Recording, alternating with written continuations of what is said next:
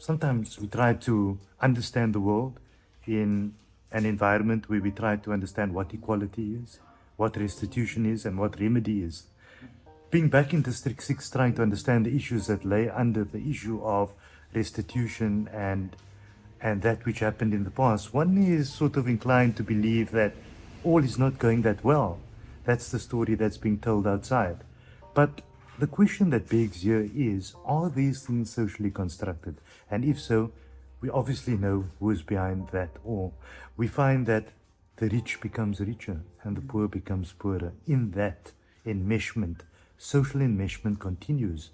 Poverty increases, the use of drugs increases, jobs become less and scarce, and that's how the Cape is really going. District 6 is perhaps still that story.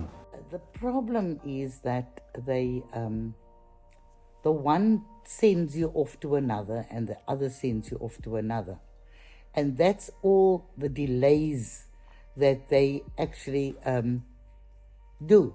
They do it in a way that nobody wants to take blame of the delays, of what is going on in District 6, of what is not complete, and restitution. And I'm going to go personal here. I'm here 12 years. Our claim went in 1996. We've got a house, we live here, but up until now, we are not restituted.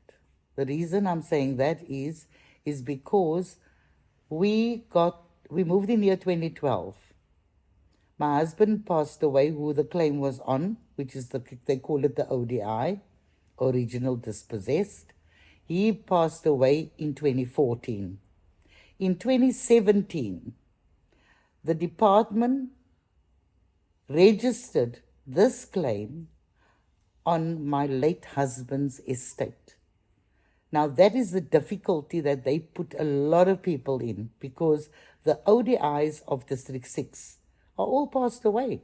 And that is not any fault of anybody. It is actually the delays of the department of not restituting, of not building, of not doing any of those things, and taking forever to do transfers. So I'm sitting with a problem that if I close my eyes tomorrow, then my children, who are truly beneficiaries of this house, they will have to battle, and I've only got 2 children, to get the house, for them to own the house. Because we don't own the house at all, because it's actually owned by somebody who's buried 6 feet in Mowbray. Okay, and that was the wrong, and I'm the researcher. I will find out things. And in the 2.3 of the Act, it says that if the ODI passed away, then the beneficiaries becomes the claimant. So what is so difficult for a government department, the legal department, to actually think that through? Everything about District 6, and I'm sure it happens elsewhere, is being made so difficult for people. It's supposed to be a seamless exercise, because we were thrown out. We are back now. Make it as seamless as possible, because people came back with a lot of pain. And now the generation who's still alive, like myself, I experienced that pain. So here I have to now pass on the pain to my children. So what is the government department doing? I've taken it right up to Pretoria. I'm waiting. 4 weeks ago, I spoke to them in a telecom meeting. They haven't come back to me. That is the old thing about them. The thing about them is that they never have minutes where they say this is what was discussed or that is what was discussed, but they don't know that we recorded the telecom. So they will forget about it, and they expect you to forget about it until you bring it up again. So the problem that is restitution lies with the Department of Rural Development. And I'm not mincing my words, because I told them that too. They have no systems in place. They will not ask the people on the ground, who is the community leaders, who knows the people, what can we do better? No, they don't want that. They want to do what their minds tell them to do.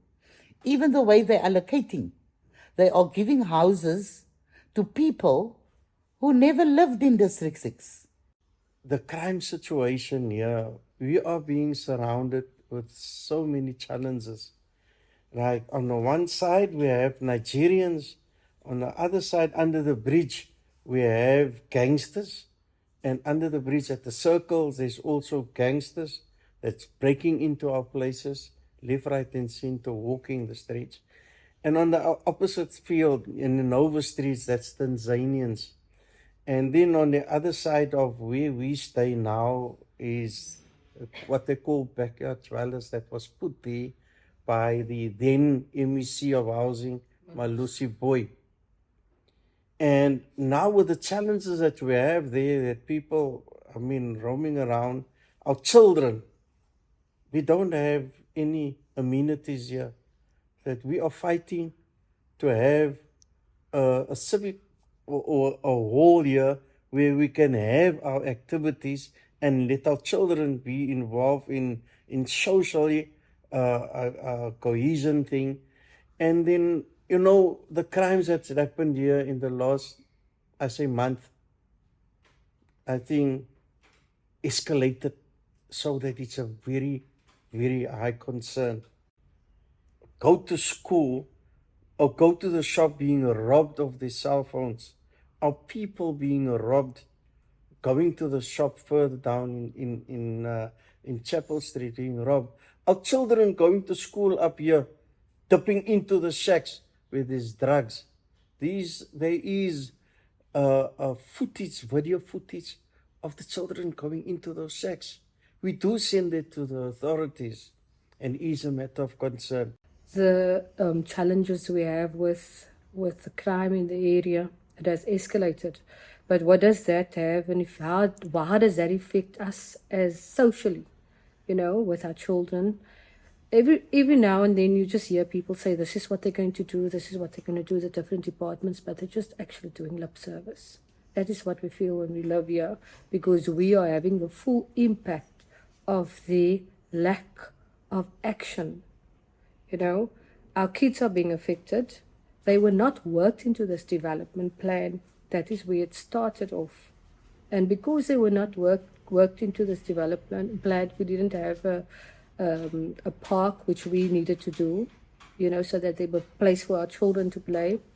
But now we have all these ills around us, and our children are being affected by it. And I think we as a community have to come together to do most of the work, because government is really not going to do anything for us from what we have experienced.